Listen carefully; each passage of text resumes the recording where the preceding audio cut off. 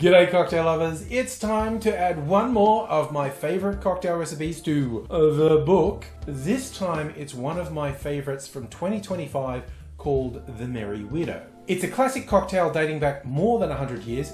You could liken it to a 50-50 martini that's a bit sweeter and has herbal elements. It's equal parts of gin and dry vermouth. There's also Benedictine in there and a dash of absinthe. While the classic recipe was in my top 10 for 2025, ever since then I've been thinking about doing a variation that beefs up the alcohol content in here. That's right, we're going nuclear with this widow. It's a relatively simple change. Inspired by a Nuclear Daiquiri, I'm going with a higher proof base spirit and I'm upping the amount of absinthe that's in there. Some people say less is more. Well, here's an experiment where I'll find out if more is more. For high proof gin, I'm going with Archie Rose's Distiller's Strength Gin, which clocks in at 52.5% ABV or around 105 proof. For the dry vermouth, I'm going with another Australian maker, Regal Rogue's Daring Dry. Then we have the Benedictine to sweeten things and add some nice herbal notes. And for the absinthe element, I'm using my extra strong blue absinthe. By extra strong, I mean 80% ABV or 160 proof. And it's rounding things out with some Peychaud's bitters. Before making the cocktail, I'm going to diverge with one of my occasional rants. When I say blue absinthe, a lot of people might go, that's odd. That's not what absinthe usually looks like. And you'd be right. The maker, who's Spanish, despite the rather French-sounding name Jacques Sonneau, has a little gimmick where they colour code their different absinthes according to the alcohol content. If it's green, that means it's 70% ABV, red means 75% ABV, blue means 80% ABV, and they even have an 85% alcohol by volume or 170 proof that is black.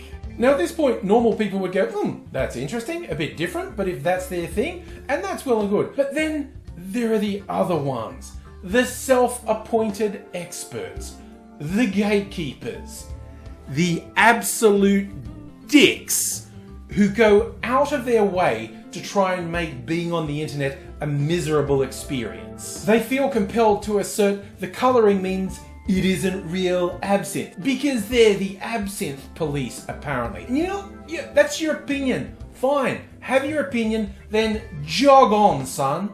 Because I don't care. In my experience, it isn't enough for these boring gits to have their say. They insist that you must agree with them, and they simply will not let it drop sometimes. I assume their lives are miserable and pointless because evidence. I have actually had to deal with some real pains in the past, specifically because of my blue absinthe. So I'm more or less preempting them here. It's like, you know what? You've got an opinion. I don't care, but I do have a message for you. Fuck off. Just fuck right off. And I want to be very clear about this because this type of person is usually not very bright.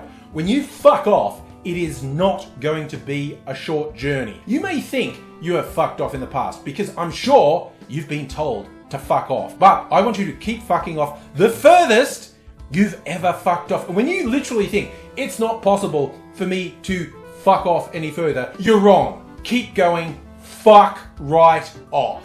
I don't know about any of you, but I find that sort of outburst quite cathartic. So enough of that silliness. Now I'm going to make the cocktail. Here's how we do it. In a mixing glass, add 1.5 ounces or 45 mils of high proof gin, then 1.5 ounces or 45 mils of dry vermouth, then 1/3 of an ounce or 10 mils of Benedictine, then 1/4 of an ounce or around 7.5 mils of absinthe, and then rounding things out with 2 dashes of Peychaud's bitters. Add ice to the glass, stir that for 20 to 25 seconds to chill and dilute the drink, and then I'm straining that into a chilled coupe.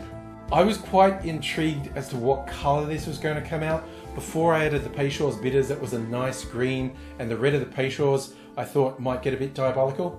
It's not bad though, it's still a relatively clear drink. But what does it taste like?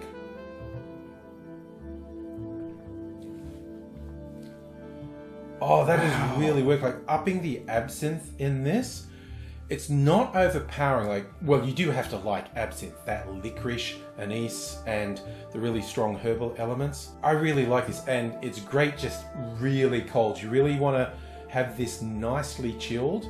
I think this tastes fantastic. Obviously, I wanted to beef up the absinthe flavour, and I put a bit more Peychaud's bitters in to keep pace with the increased absinthe.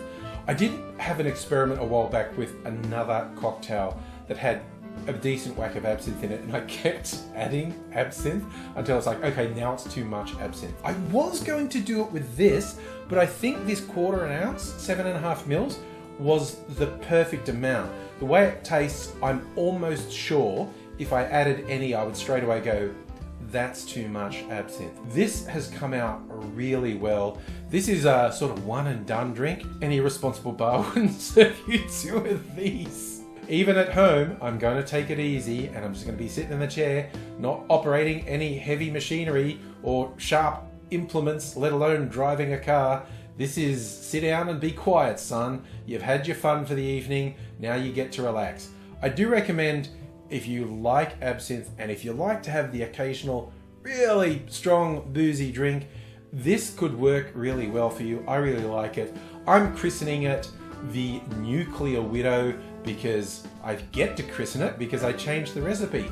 That's the rules. And this one did quite well.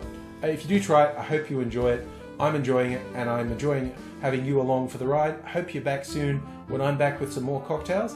Until I see you again, I'll say cheers.